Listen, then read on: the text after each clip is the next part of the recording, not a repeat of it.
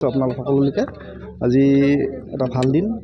এই দিনটোত আমি আজি লোকৰাজ জিপিৰ মানে যিখন প্ৰথম সভা সেইখন অনুষ্ঠিত হয় আৰু 6টা ভোটত মই জয়ী হৈ কিনে সভাপতিৰ আসন অলংকৃত কৰিব পাৰিছোঁ।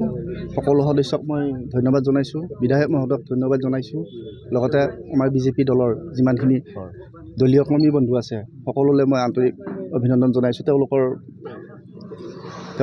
সহযোগিতা। ভাবিছিলেনে সভাপতিৰ আসন এনেদৰে গ্ৰহণ কৰিব পাম বুলি আপুনি ভাবিছিলেনে?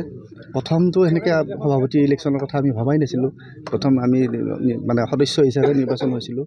তাৰপিছত যিখিনি সদস্যই মোক ভোট দি জয়যুক্ত কৰিলে তেওঁলোকলৈ মই মানে ধন্যবাদ জনাইছোঁ। আপোনাৰ অঞ্চলত কি সমস্যা আছে মূলতঃ আৰু কি সমস্যাৰ ওপৰত কাম কৰিম বুলি আপুনি?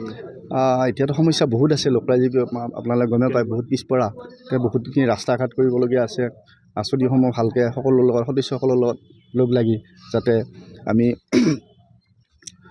সমস্যাবিলাক সমাধান কৰিব পাৰোঁ তাক লৈ আগবাঢ়ি যাম আৰু। শপত গ্ৰহণ হৈ গ'ল? শপত গ্ৰহণ হৈ গ'ল। দায়িত্ব বাঢ়িল আজিৰ পৰা? হয়, দায়িত্ব বাঢ়িল বাৰু। ৰাইজৰ কি আহ্বান জনাব? ৰাইজক এটাই আহ্বান জনাম যে সকলোৱে আহি কিনে আমাক সহযোগ কৰক। আমাৰ মানে সদস্যখিনিৰ লগত সহযোগ কৰি গোটেইকেইজন সদস্যৰ লগত মানে যোগাযোগ ৰাখি যিবিলাক সমস্যা আছে তেওঁলোকৰ লগত মানে সমাধান কৰিবলৈ চেষ্টা কৰিম আৰু। পঞ্চায়তৰ জৰিয়তে যিহেতু আমাৰ গাঁৱৰ যিবিলাক মানে এতিয়া ধৰক নতুনকৈ আহিছোঁ, পঞ্চায়তৰ বিষয়ে মানে কেনেকুৱা কি আঁচনি আহে আমি এতিয়ালৈ একো ক'ব পৰা হোৱা নাই।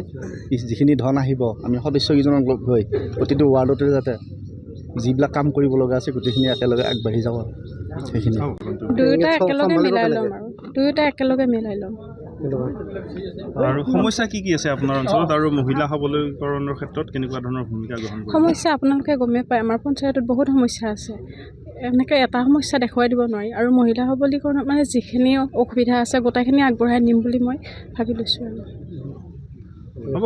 তো আপোনালোক সকলোলৈকে আজি এটা ভাল দিন। এই দিনটোত আমি আজি লোকৰাজ জিপিৰ মানে যিখন প্ৰথম সভা সেইখন অনুষ্ঠিত হয় আৰু 6টা ভোটত মই জয়ী হৈ কিনে সভাপতিৰ আসন অলংকৃত কৰিব পাৰিছোঁ। সকলো সদস্যক মই ধন্যবাদ জনাইছোঁ, বিধায়ক মহোদয়ক ধন্যবাদ জনাইছোঁ, লগতে আমাৰ বিজেপি দলৰ যিমানখিনি দলীয় কৰ্মী বন্ধু আছে সকলোলৈ মই আন্তৰিক অভিনন্দন জনাইছোঁ। তেওঁলোকৰ সহযোগিতা। ভাবিছিলেনে সভাপতিৰ আসন এনেদৰে গ্ৰহণ কৰিব পাম বুলি আপুনি ভাবিছিলেনে? প্ৰথমটো সেনেকৈ সভাপতি ইলেকশ্যনৰ কথা আমি ভবাই নাছিলোঁ। প্ৰথম আমি মানে সদস্য হিচাপে নিৰ্বাচন হৈছিলোঁ।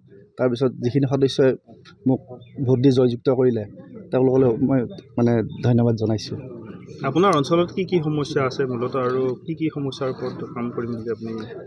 এতিয়াতো সমস্যা বহুত আছে। লোকৰাজ জিপি আপোনালোকে গমেই পায় বহুত পিছপৰা। বহুতখিনি ৰাস্তা ঘাট কৰিবলগীয়া আছে। আঁচনিসমূহ ভালকৈ সকলোৰ লগত সদস্যসকলৰ লগত লগ লাগি যাতে আমি সমস্যাবিলাক সমাধান কৰিব পাৰোঁ তাক লৈ আগবাঢ়ি যাম আৰু। শপত গ্ৰহণ হৈ গ'ল? শপত গ্ৰহণ হৈ গ'ল। দায়িত্ব বাঢ়িল আজিৰ পৰা? হয়, দায়িত্ব বাঢ়িল বাৰু। ৰাইজৰ কি আহ্বান জনাব? ৰাইজক এটাই আহ্বান জনাম যে সকলোৱে আহি কিনে আমাক সহযোগ কৰক। আমাৰ মানে সদস্যখিনিৰ লগত সহযোগ কৰি গোটেইকেইজন সদস্যৰ লগত মানে যোগাযোগ ৰাখি যিবিলাক সমস্যা আছে তেওঁলোকৰ লগত মানে সমাধান কৰিবলৈ চেষ্টা কৰিম আৰু। পঞ্চায়তৰ জৰিয়তে যিহেতু আমাৰ গাঁৱৰ যিবিলাক মানে এতিয়া ধৰক নতুনকৈ আহিছোঁ, পঞ্চায়তৰ বিষয়ে মানে কেনেকুৱা কি আঁচনি আহে আমি এতিয়ালৈ একো ক'ব পৰা হোৱা নাই।